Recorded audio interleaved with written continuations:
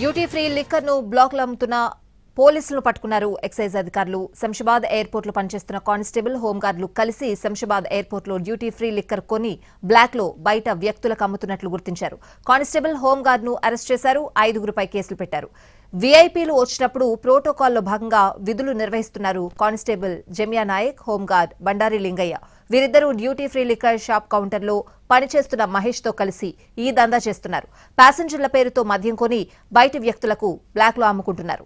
ఈ విషయాన్ని పసిగట్టిన ఎక్సైజ్ పోలీసులు నిఘా పెట్టి రెడ్ హ్యాండెడ్ గా పట్టుకున్నారు.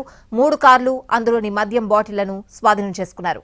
ఆ మద్యం విలువ 15 లక్షల రూపాయలుంటుందని అంచనా వేస్తున్నారు.